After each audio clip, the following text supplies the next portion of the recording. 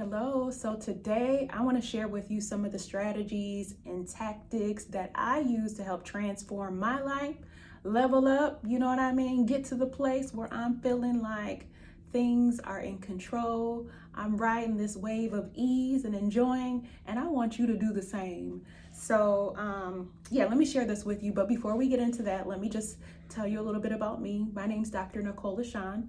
I'm a nurse practitioner with a background in family medicine. Here on this channel, I am helping Black women to create the life that they want to live rather than living the one that has been assigned to them.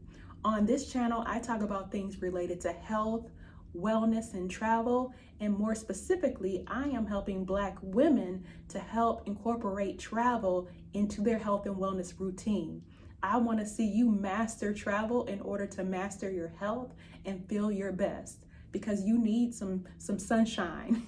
You need some fresh air, some good food, right? You need to experience what it's like to just feel good in who you are without stress and anxiety and all this stuff. And sometimes in order to do so, you just have to get out of the environment. And I know sometimes I think your body even tells you that, because sometimes when you're going through things, you just feel like you need to get away, right? But you don't want to wait until it's an issue where you want to run away. You want to be able to plan, I believe, you want to be able to plan strategically times away, times of respite, times where you can just be rejuvenated and refreshed. And that's what I'm here for. I'm here to help you get that. But let's get into this list. Let me pull out my notes. Some of the things that really helped me to transform my life, and I think they'll help you too. I hope that you find them helpful. First thing was that I got therapy. I got therapy. Do not knock it until you've tried it. Yes, it's life-changing. There's nothing like getting a different perspective on your situation and allowing yourself to see things through a different lens, because truthfully, when you've only seen things in one way and done things in one way, it can be almost impossible to realize that there's an alternate way of seeing things and doing things outside of what you're accustomed to. And so, yes, getting therapy can be extremely helpful. Yes, it can be an investment. It can cost time and money and resources, but consider it as an option if you have not tried it already. I know that there are some resources. Therapy for Black girls is one of them. I know that Taraji P. Henson has some therapy options that she has available as a resource.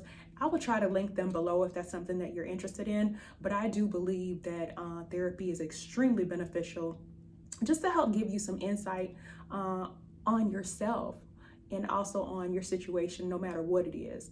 And you might be thinking to yourself, I'm good, I don't need therapy. And I would say, yes, you're good, and you do need therapy.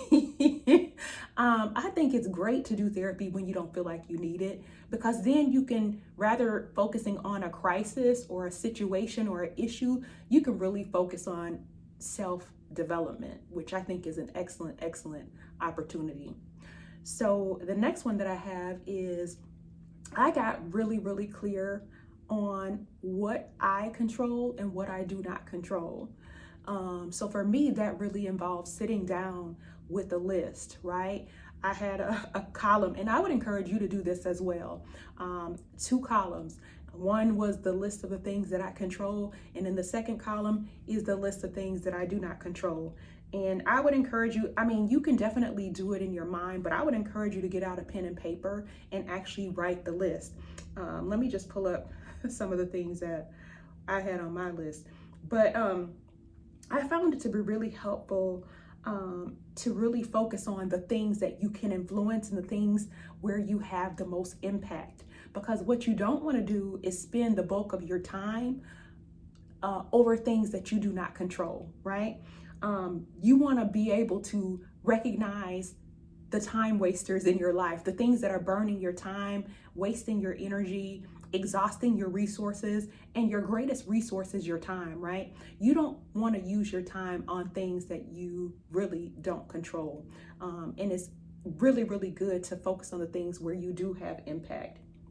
So like on one column, things that you don't control, like you don't control, say for example, other people's actions, other people's attitudes, other people's feelings. You don't control that, right? What you do control, what I do control is myself, right? My responses, my boundaries, how I decide to show up, when I decide to show up. Those are things that I control. So yes, get really clear on what it is that you control and what it is that you don't. And you'll find that that really creates a lot of space in your life to do the things that you desire to do. The next thing that I have on my list is that I accepted the possibility that my kind of vision of the worst possible scenario was possible. Sometimes we avoid doing things because we create this vision of this worst possible case scenario. And so what I had to do was I just had to accept that that was possible. Then I was able to move on from that. But as long as I was focusing my time and my energy on avoiding that worst case scenario, then I was basically paralyzed and incapable of moving forward. So yeah, go ahead. If whatever that worst case scenario is, go ahead, work through it and decide that that's possible and then move on. Because the truth is, whatever that worst case scenario is, you'll get through it. You've got through it before, right? You're still here. So that clearly suggests that there are things that happen in life and you have shown that you have the capacity to get through it. And you will continue to do that going forward. So the next thing that I had on my list, and this may sound a little bit morbid, but it's true. I accepted the possibility that I could die. In fact, I realized that death is inevitable and that I'd rather die having lived the life that I desire, or that I'd rather die trying, because you could basically live a life that you hate if you spend your life fearing death, right? So it's important to get clear that, life is to be lived while you are alive. So make sure that you are putting intention in doing the things that you desire to do. And it really doesn't take huge steps. Actually, I have a quote here, and it says, "I'm an ordinary woman who chooses every day to make one more extraordinary decision." I'm going to read that again. I'm an ordinary woman who chooses every day to make one more extraordinary decision. So it's really not about making a huge step out, but really making one small step in the direction of where you want to go. And over time, you're creating this series of steps and you're moving in the right direction. And pretty soon you're making progress. So the next that I have on my list is that I started to surround myself with people who had the versions of the life that I desired. And I started surrounding myself with these people virtually, mostly initially back in 2019, 2020, because, the world was shut down, but also in person as well. For me, one of the virtual communities that I've been surrounding myself with is the Exodus Summit, which is online, and the founders are Stephanie Perry and Rashida Dow. But this is a community of like-minded Black women who are desiring to travel, to take a sabbatical, and really it is just a group of women that I have found to be extremely supportive in some of the goals that I have, because to be honest, not everybody who is in your circle is going to understand and appreciate the goals that you have or the things that you want to do. So it's really important to surround yourself with a supportive community, whatever that looks like, and get that support, get that encouragement, have the opportunity to see people doing the things that you desire to do.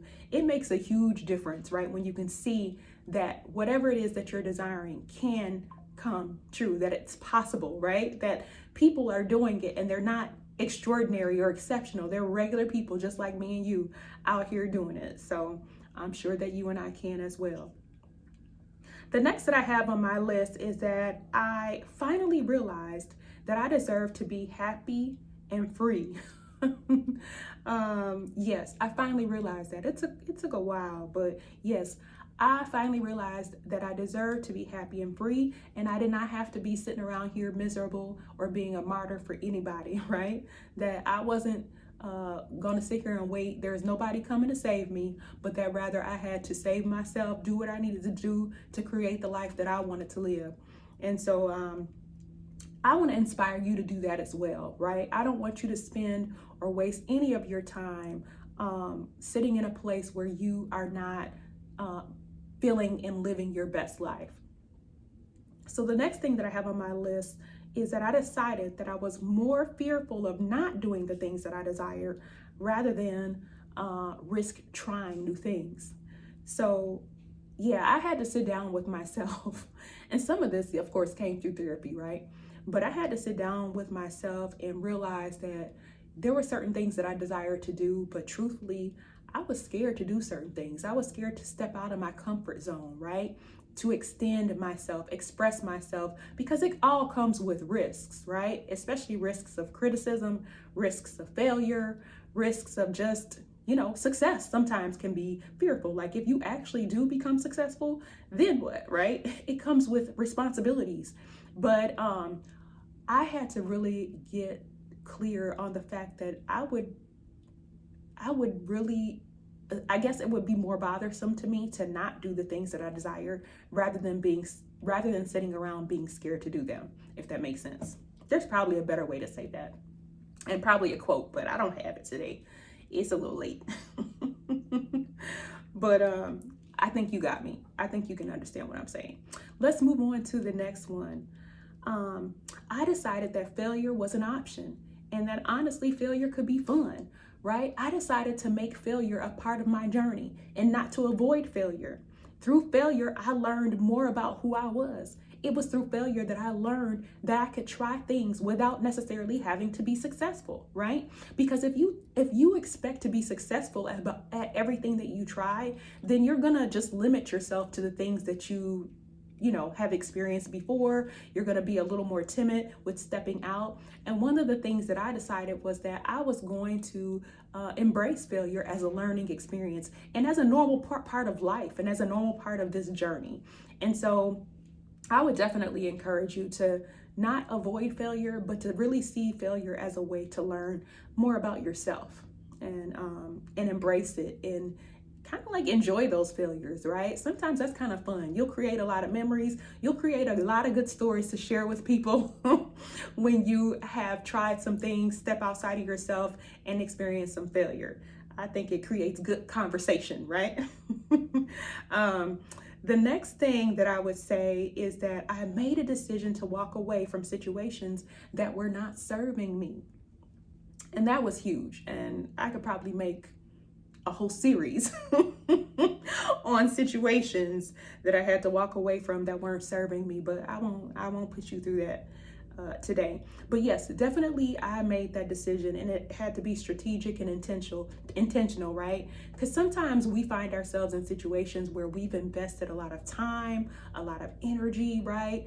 A lot of years.